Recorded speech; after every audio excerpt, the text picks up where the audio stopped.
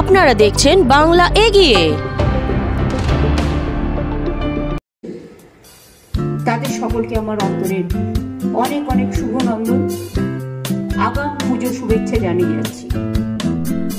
আমার যেহেতু টাইমে হয় না, সেই জন্য আমি প্যান্ডেল উদ্বোধনটা আজকে, যেমন সুজিতের এখানে এসেছি তার আগে আমি হাতিবাজার টালা করতে হয়ে গেছিলাম। কালকে থেকে অ্যাকচুয়াল আমি দেবী পক্ষে মাতৃমুক্তির উদ্বোধন করুন আপনার চণ্ডীপাল।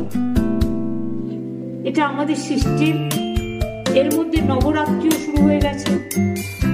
যারা নবরাত্রি করছেন তাদেরকেও আমার অনেক শুভেচ্ছা, কারণ তারাও 9টা দিন উপবাস করেন এবং এটাও তারা করেন।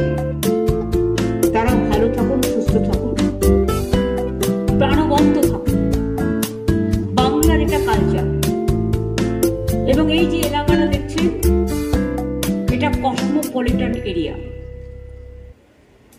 কত কমিউনিটি, কত কাস্ট, কত ক্রিড, কত রিলিজিয়াস, এক একজনের এক একটা ভাষা। মেন থিম হচ্ছে ইউনিটি ইন ডাইভার্সিটি, বৈচিত্র্যের মধ্যে ঐক্য। এই একতা গড়ে আপনারা কিন্তু এই পুজোটা করেন, বা যে যেখানেই থাকুন না কেন, পুজোর সময় সকলে সব পুজোতে কিন্তু আপনারা মিলিত হন। এতে আমরাও খুশি হই, তার কারণ প্রত্যেকের একটা নিজস্ব ধর্ম আছে, নিজস্ব ভাষা আছে, নিজস্ব মত আছে, নিজস্ব পথ আছে, নিজস্ব চিন্তাধারা আছে, নিজস্ব দর্শন আছে। কিন্তু মনে রাখবেন, সবাই যখন সবকিছু ভুলে একটা জায়গায় এসে মিলিত হন, সমবেত হন, তখন কিন্তু সব পথগুলো একটা জায়গায় এসে মিলিত হয়। সেটা হচ্ছে একতার বন্ধনে আবদ্ধ হয়। এর নাম হচ্ছে একতা। এদেশ আমাদের বিধাতা। বৈচিত্র্যের মধ্যে ঐক্য, নানা ভাষা, নানা মত, নানা পরিধান, বিবিধের মাঝে দেখো মিলন মহান। এইটা স্বাধীনতারও গান, নবজাগরণেরও গান, দেশেরও গান, বাংলারও গান। আমরা কেউ মাকে মা বলি, কেউ মাদার বলে, কেউ আম্মা বলে। রামকৃষ্ণ পরমহংসদেব বলেছিলেন, কেউ জলকে জল বলে, কেউ ওয়াটার বলে, কেউ পানি বলে। তফাৎ তো এটুকুই। আমি এটুকু নিশ্চয়ই চাই, মাতৃভাষাকে, আমি যেমন আমার মাতৃভাষাকে সম্মান করব, অন্যরাও তাদের মাতৃভাষাকে সম্মান করুন, ভালোবাসুন, কোনো আপত্তি নেই। কিন্তু বাংলা ভাষায় কথা বললে তার উপর অত্যাচার করতে হবে, এটা আমি একমত নই। আমার এখানে পরিযায়ী শ্রমিক বাইরে কাজ করে, কারণ তাদের নিয়ে যাওয়া হয়। দে আর ট্যালেন্টেড, দে আর স্কিলড। আবার 22 লক্ষ আমার বাইরে কাজ করে, কিন্তু সেরকম এখানেও কিন্তু মনে রাখবেন 1.5 কোটি, 1.5 crore, they are working in Bengal. I'm very happy. Of course they have the talent and skill, otherwise how they will work? প্রত্যেকটা মানুষেরই তার নিজস্বতা আছে। আমি মনে করি আমাদের দেশ আমাদের এটাই শিখিয়েছে। গান্ধীজি বলুন, নেতাজি বলুন, আম্বেদকরই বলুন, রবীন্দ্রনাথ ঠাকুরই বলুন, নজরুলই বলুন, লালবাল পালই বলুন, বালা সাহেবই বলুন, রামকৃষ্ণই বলুন, স্বামী বিবেকানন্দ বলুন, প্যাটেল সাহেবই বলুন, আমাদের এটাই শিখিয়েছে যে আমাদের একসাথে বাঁচতে হবে। যেদিন আমরা ঐক্যবদ্ধ থাকবো না, দেশটাকে টুকরো হয়ে যাবে। আমরা সেটা চাই না। আমরা চাই আমাদের দেশ ভালো থাকুক, ঐক্যবদ্ধ থাকুক, একসাথে থাকুক, সুন্দর থাকুক। নচি কিছু খাওয়া দাওয়া করে না, গানটা তো করলো, ভালো গানই করেছে। নচির সম্বন্ধে আমি দুটো কথা আপনাদের বলি। ও যেহেতু আমার কথাটা বলে দিল, গাড়িতে একবারও শুভাপ্রসন্নতার বাড়িতে গেছে। শুভাপ্রসন্নতার বাড়িতে একটা পুরনো পিয়ানো আছে, নচি বাজাচ্ছিল। আমারও পড়ানো যাহা চাই। বাজাতে বাজাতে মাঝেরটা ভুলে গেছি, এবার ওকে আমি মাঝেরটা বাজিয়ে দিলাম, ঠিক কিনা বলো? আর একবার হয়েছে দার্জিলিং এ, তখন ফিল্ম ফেস্টিভ্যাল খুব সামনে, আর ও আর টাইম পেয়ে উঠছিল না গানটা গাইবার। ওকে আমি রাস্তায় পাহাড়েই ধরলাম, হাঁটতে হাঁটতে রাত 9টার সময় অন্ধকারে ধরে বললাম, বাজাও, এইখানে গান তৈরি করো, দাঁড়িয়ে দাঁড়িয়ে, আর টাইম নেই। সঙ্গে সঙ্গে গানটা তৈরি করলো। এটাও কোয়ালিটি জীবনমুখী গান। সত্যি সত্যি সুমনদা শুরু করেছিলেন, আর নচিকেতা এটাকে প্রাণ দিয়েছিল। এবং ওর অনেকগুলো গান আছে, আমার সবচেয়ে ফেভারিট হচ্ছে বৃদ্ধাশ্রম গানটা। এবং সকলেরই শোনা উচিত ভালো গান। এটাতে ওর স্পেশালিটি আছে, সবাইকে নিয়ে করেছে।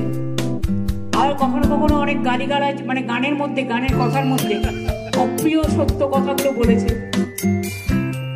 কখনো কখনো অপ্রিয় সত্য কথা বললে যদি টনক নড়ে, নজর কাড়ে এবং সেটা শিক্ষামূলক হিসেবে গ্রহণ করা যায়, তাতে কিন্তু অনেক কাজই হয়।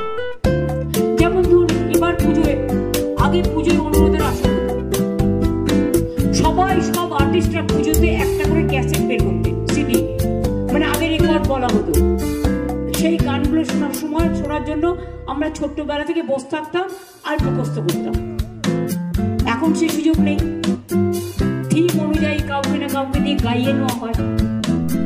কিন্তু আমি প্রায় দীর্ঘ 25 বছর ধরে, 25 হবে না, সরি, আমি মেবি 10-11 থেকে অরূপ আমাকে ফার্স্ট ধরে ওর ক্লাব থেকে, যে আমাকে একটা থিম করে দিতে হবে মায়ের উপরে। তখন থেকে আমি পুজোর থিম গানগুলো ওদের করে দিই। তার মধ্যে মা গো তুমি সার্বজনীন, এই গানটাও যেমন আছে, তেমনি এই পৃথিবী একটাই দেশ, এই গানও আছে। জয় মা দুর্গা, জয় মা দুর্গা, জয় মা দুর্গার জয়, জয় বাংলা, জয় বাংলা, জয় বাংলার জয়, এরকম অনেক গানই আছে। এবারেও আমি প্রায় সম্ভবত 17টা গান বেরোবে আগামীকাল মহালয়ের দিন। তার মধ্যে নচিকেতাও একটা গিয়েছে। আইডিয়াটা হচ্ছে, অনেকে বলে যে কটায় ঘুম থেকে উঠিস, আরে যে রাত 10টায় ঘুমায় সে তো 4টায় উঠবে। আবার অনেকে যদি নাইট ডিউটি করে আর রাত্রি 4টে পর্যন্ত জাগে, তার তো সে সকাল 10-11টায় উঠবে, এতে অসুবিধা কি আছে? It depends on timing, work pattern. তো নচিকে বললাম একটা গান গাও। গানটা কি? যখন তোমার ভাঙবে ঘুম, ওটাই তোমার সকাল। এই গানটা নচি ক্যাসেটে গিয়েছে, এটা কালকেও গাইবে। যেমন রাঘবকে দিয়ে আমি একটা গান গাইয়েছি। আমরা কি মনে করি, শুধুমাত্র যারা খুব এডুকেটেড, যাদের কোটি কোটি টাকা আছে, শুধু তাদেরই মেধা আছে। কিন্তু আমরা কখনো ভাবি না, সমাজের নিচু তলার লোকটা যে চাল তৈরি না করে দিলে, সে চালই হোক, গমই হোক, বীজই হোক, আমরা না খেয়ে মরতাম। এই ফসল কিন্তু সবাই ফলাতে পারবে না কৃষকরা না থাকলে। এটা তাদের মেধা নয়। এই যে আপনারা অনেকে কাজু খান, আলমন্ড খান, কেউ ব্লুবেরি খান, কেউ কিউই খান, কেউ ড্রাগন ফল খান, কেউ আপেল খান, কেউ পেয়ারা খান, এগুলো থেকে আসে। শস্য যদি না ফলে, বাঙালিতে তো আবার মাছে ভাতে ভক্ত, পুকুরে যদি মাছ না ফলে কোত্থেকে হবে? তো এক একটা মানুষের এক একটা ক্রিয়েটিভিটি আছে। কেউ আর্টিস্ট, কেউ মিউজিশিয়ান, কেউ ফার্মার্স, কেউ সিঙ্গার, কেউ ক্রিয়েটিভিটি নিয়ে কাজ করে, কেউ পেন্টিং করে, কেউ বিজনেস করে, কেউ ওয়ার্কারের কাজ করে।